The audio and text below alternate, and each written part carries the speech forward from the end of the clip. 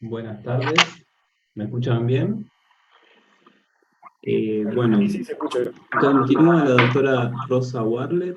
Ella va a hablar de la singularidad del expediente electrónico entrerriano. Ella es delegada por el Colegio de la Abogacía de Entre Ríos, actualmente vocal del Consejo Directivo de dicho colegio, abogada especialista en Derecho Procesal Civil y Derecho Administrativa. Es directora del Instituto de Derecho Procesal Civil y Comercial del Colegio de Abogados de Entre Ríos. Así que, sin más, les paso con ella. Gracias, muchísimas gracias. Gracias a todos y todas las presentes y muchísimas gracias en especial a la FACA por darnos esta oportunidad de realizar estas jornadas y a todos los compañeros de la Comisión de Informática Jurídica. Les voy a compartir pantalla, yo también.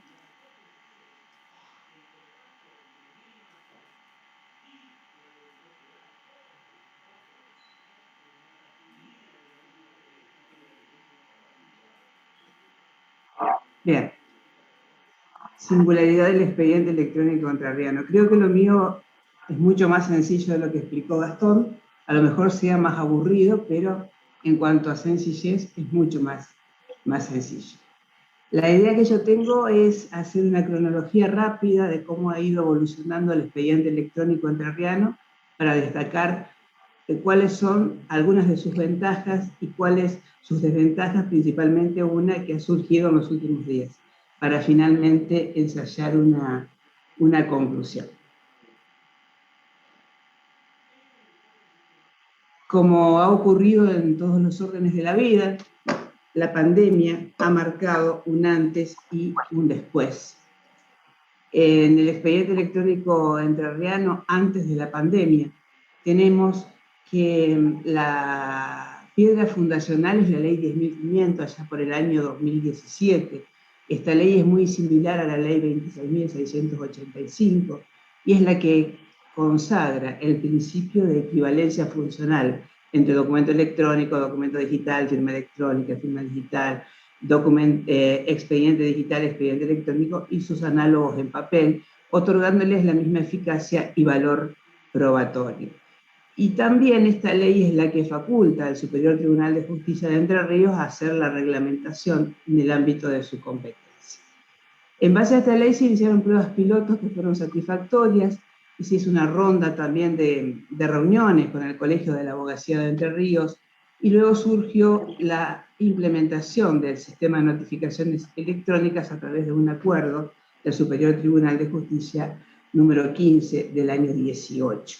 En ese momento se utilizó un enlatado que era una licencia del ex doctor que permite la visualización de todas las resoluciones dictadas por los organismos judiciales con identidad de efectos, o sea, todos se notifican al mismo tiempo. Se dice en este acuerdo que la notificación electrónica sustituye la notificación por cédula, pero en realidad va mucho más allá, como lo voy a explicar un poco más adelante. También en la misma época se sanciona el acuerdo 18 del 18 del Reglamento de Gestión de Prueba, Proceso por Audiencias para el Fuero Civil y Comercial, y luego se sancionan los relativos a los fueros laboral y fueros de familia. Estas incorporan la videograbación de audiencias. Se sanciona también un acuerdo general que es muy importante y al que voy a hacer referencias más adelante, que es el que consagra la auditoría y la comisión de seguimiento.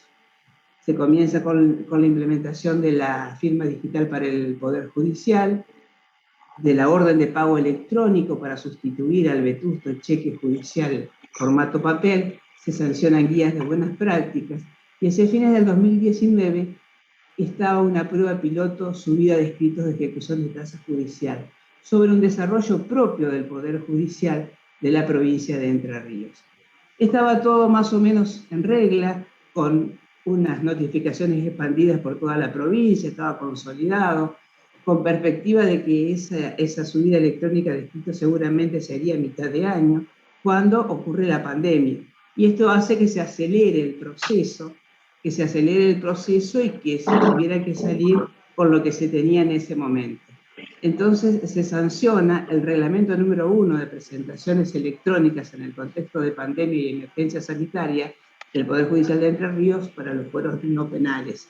Previo a su sanción hubo una reunión con representantes de nuestro colegio, donde se les pidió que se permitiera una opción de demanda escrita y de contestación escrita, simplemente como para que el cambio no fuera tan brusco, lo que fue aceptado. Aunque, según los datos que yo manejo, son muy pocos colegas los que han utilizado esas opciones, porque terminó siendo más práctica la opción electrónica. Se sancionaron días de buenas prácticas relativas a este reglamento, se intensificaron las audiencias remotas, el 100% de las audiencias se hacían remotas, lo cual fue posible en parte porque anteriormente ya se había sancionado un protocolo para audiencias testimoniales a distancia, que se tomó como base para reglamentar estas audiencias remotas. Se consolidó el uso de la OPE, en esto también tuvo un gran papel el Colegio de la Abogacía, que insistió para que se haga como para resguardar nuestros honorarios profesionales. La firma electrónica se implementó para abogados y las resoluciones judiciales mediante firma electrónica o firma digital. Se implementó la subasta electrónica mediante una plataforma que es muy similar a la utilizada por el Poder Judicial de Córdoba. Y ya lo que hace a principios de este año, se implementó un botón descargar certificado, porque cuando presentábamos el escrito electrónicamente, solamente lo podíamos bajar una vez terminado el proceso, en una sola oportunidad. Y ahora permite que se baje en cualquier momento. Este expediente electrónico nuestro tiene esa particularidad, entonces, que comentaba recién, de que al enlatado se le suma este proceso de desarrollo propio del Poder Judicial de Entre Ríos, que se ha denominado Sirirí, tomando seguramente el nombre del famoso pato Sirirí, que quienes hayan venido alguna vez a Paraná habrán visto sobre la barranca del río una estructura metálica de color amarillo con forma de pato Lucas y de pato Donald, que fue el emblema del turismo entrerriano allá por los años 70. Se hizo muy popular y luego, bueno, fue reemplazado por otras figuras, ¿no? Dentro de los aspectos favorables del sistema, lo que yo quiero destacar es que la administración del sistema, de acuerdo a la acordada 31 al 18, está a cargo del jefe de la Oficina Informática del Poder Judicial, quien debe mantener el funcionamiento permanente de todos los elementos técnicos y realizar los procedimientos necesarios para que las notificaciones y presentaciones electrónicas sean viables. Y asimismo es el auditor del sistema, o sea, que corresponde al ingeniero jefe del área informática la realización de todos los procedimientos necesarios para establecer la ocurrencia o no de un determinado evento. Y esto es muy importante, que el sistema tenga un proceso de auditoría, porque hace a su seguridad, hace a su confiabilidad y también permite controlar, digamos, su integridad. ¿Cómo se hace el pedido de auditoría? Se puede realizar de oficio o a pedido de parte, con la finalidad de verificar fallas o anomalías del sistema. Se hace mediante la remisión de un correo electrónico al administrador del sistema, que no lo remitimos nosotros, sino que se remite desde el organismo judicial.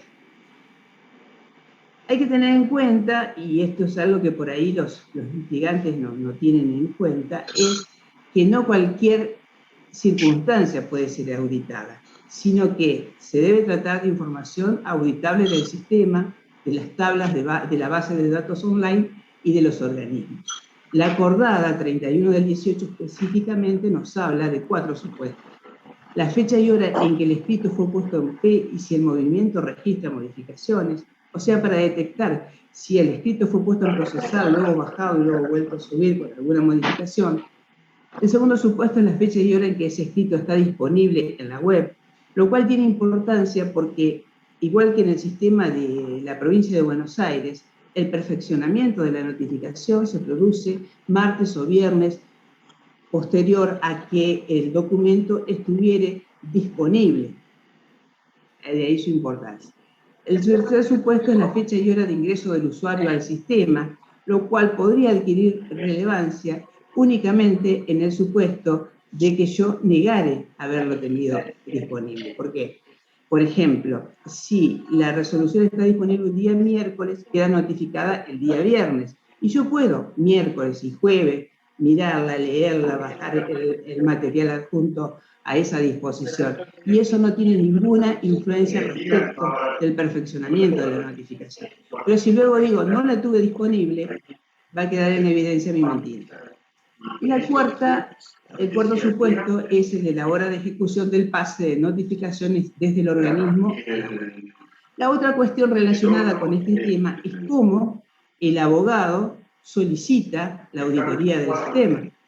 Advierte una falla en la notificación, una notificación irregular, y cómo lo hace. Lo primero que se nos ocurre es mediante un incidente de nulidad. Y puede ser, muchas veces se recurre al incidente de nulidad, pero hay supuestos que son más fáciles, que son más detectables.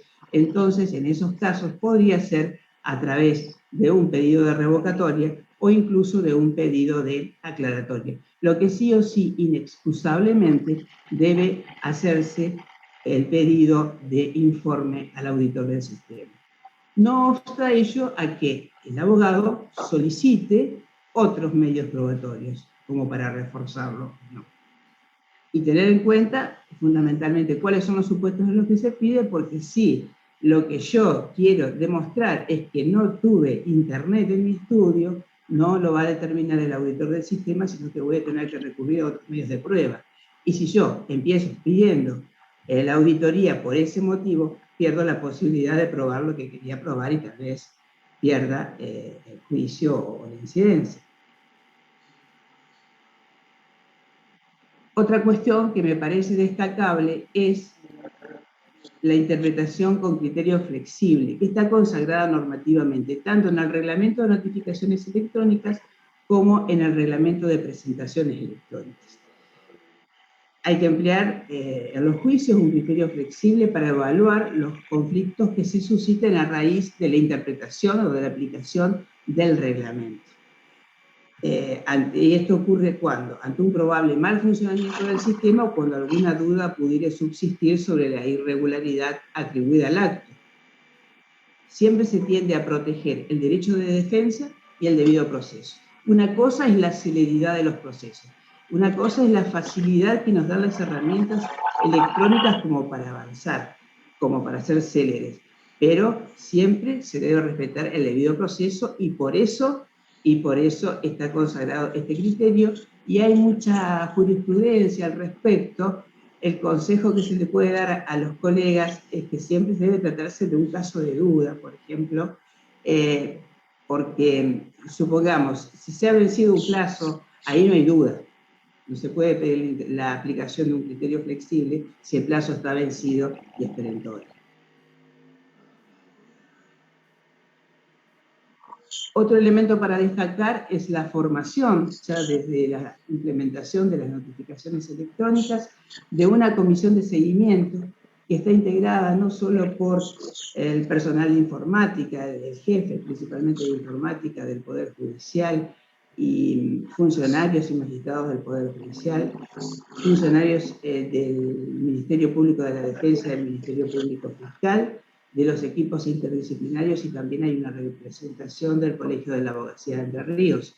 Una representación que queda en minoría, pero existe y hay ocasiones en las que ha sido oída su voz. Esta comisión de seguimiento es la encargada de proponer al Superior Tribunal de Justicia las mejoras, los ajustes, los proyectos, todo lo que competa al buen funcionamiento, al mejoramiento y la evolución hacia el expediente digital. Esta comisión de seguimiento es la que elaboró los proyectos de reglamento, de implementación de notificaciones electrónicas y de presentaciones electrónicas. Debe difundir buenas prácticas y para eso tiene un mail que es el que está en la filmina, comisiondeseguimiento@jusentrerrios.gov.ar, donde se pueden también realizar consultas y elevar inquietudes, reclamos o quejas por parte de los usuarios. Y responde esta comisión de seguimiento a los requerimientos de informe que el tribunal le efectúa. Una cuestión que suele dificultarnos la labor cuando trabajamos en distintas jurisdicciones, pero que aplican un mismo código, una misma normativa procesal, es la disparidad de criterios. Entonces, con el objeto de unificar los criterios y que no sea cada maestro con su librito, se han elaborado guías de buenas prácticas ya cuando se implementaron las notificaciones electrónicas.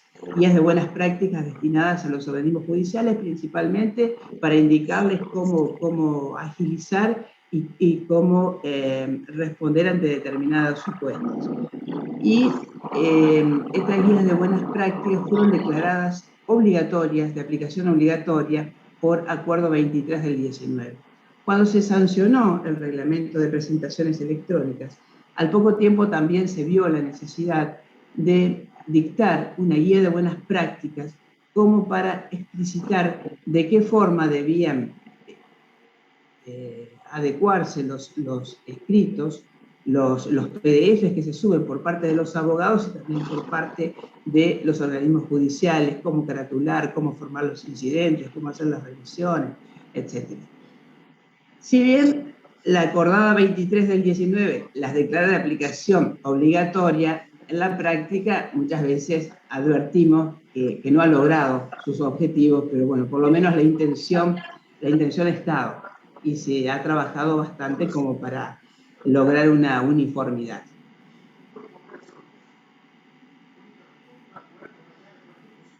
Y hasta acá veníamos bastante bien, pero tenemos algunos aspectos desfavorables que han surgido, decía, últimamente, que se ha implementado un módulo que se ha denominado de notificación selectiva, módulo de notificación selectiva que en realidad ya es medio confuso hasta en cuanto a su denominación. En sus orígenes lo que se pretendía era, digamos, limpiar el campo visual, porque cuando nosotros ingresamos al sistema, por ejemplo, yo contesto una demanda, voy a ver mi contestación de demanda, la documental, voy a ver la providencia que me tiene por presentada en término o por no presentada en término. Eso multiplicado por la cantidad de juicios que cada uno tiene, hace que cuando ingrese al sistema tenga en apariencia muchas más notificaciones de las que se tenía. Entonces ahora lo que están haciendo algunos juzgados del Fuero Civil de la Ciudad de Paraná es aplicar este módulo de notificación selectiva solamente para aquellos casos a los que alude el artículo 132 del Código Procesal Civil y Comercial, que es el equivalente al 135 del Código Nacional, que refiere a cuáles son las resoluciones que deben notificarse mediante cédula. Y esta interpretación ha sido posible, a mi juicio, porque ha sido deficiente la implementación y faltan pautas claras que determinen cuáles son los casos en los que procede. Si se hubiera limitado a lo que se dijo en su momento, aquello por lo cual fue pedido por algunos sectores, sería todo mucho más claro. Y contradice el Acuerdo General 15 del 18 que establece que todas las resoluciones emanadas de organismos judiciales deben ser notificadas por vía electrónica. Lo que se dice de parte de los organismos es que, bueno, no se notifica electrónicamente, pero se puede ver en el rubro expedientes, como una notificación automática. Pero como decía hace un rato, la notificación electrónica viene a modificar todo ese tema. Y la notificación automática de martes y viernes ha quedado prácticamente derogada. ¿Por qué? Responde a una lógica distinta y a una época distinta. La notificación automática responde a la época en que el abogado, la abogada, íbamos al juzgado, pedíamos el expediente y si no estaba el expediente disponible firmábamos un libro, cosa que ahora no podemos hacer. No tenemos tampoco, como tiene la Nación, un registro o un libro digital de nota. Entonces ahí se genera la desconfianza en el sistema y la inseguridad, por considerar que no estamos del todo seguros cuando nos quedamos notificados, porque ¿cuándo está disponible? Para estar disponible, la fecha de disponible figura en el acápite de notificaciones, ¿no? En el expediente. Y si esa disponibilidad fuera posterior a las 19 horas, habría un cómputo distinto, ¿no? Entonces también se considera que hemos tenido un retroceso, porque tenemos que revisar expediente por expediente, juzgado por juzgado, lo cual implica perder lo que habíamos ganado en cuanto a celeridad, al menos desde el punto de vista del ejercicio profesional. También junto con este módulo de notificación selectiva se ha incorporado la paginación. Antes me detenía mediante el scroll, podíamos ver todo, y esto de paginar cada 10 expedientes dificulta sobre todo cuando utilizamos el celular, porque como la pantalla es más chiquita, es más difícil, ¿no? Y el otro inconveniente que ha surgido en estos días es la falta de operatividad de los filtros de búsqueda, lo cual nos facilitaría el control poniendo los filtros en cuanto a las fechas. Bueno, las conclusiones la conclusión que yo saco es que nuestro expediente, en este momento coexisten dos sistemas, que es el del LexDoctor y el del CDB. La convivencia era buena hasta que surgieron estas últimas novedades. Tenían mucha aceptación por parte de la abogacía, por parte de los distintos operadores, y ahora se ha producido esta desaveniencia, que espero que sea nada más que es una desaveniencia, porque ante todo lo bueno que tenemos con el expediente electrónico, que nos ha permitido salir a trabajar en época de pandemia, Entre Ríos ha sido una de las provincias que antes salió a trabajar, que prácticamente tuvo pocos días de inactividad, que hemos podido hacer a las audiencias virtuales, hemos podido incorporar subasta electrónica, órdenes de pago electrónicos, o sea, estaba bastante afianzado el expediente electrónico.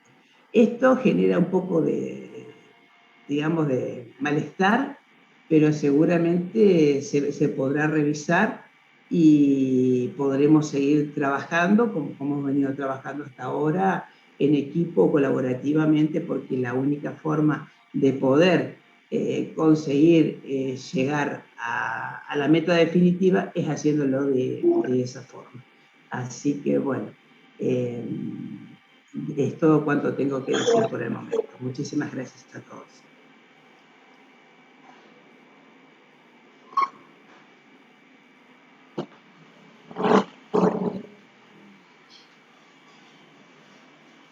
Muchas gracias, Rosa, por tu excelente disertación.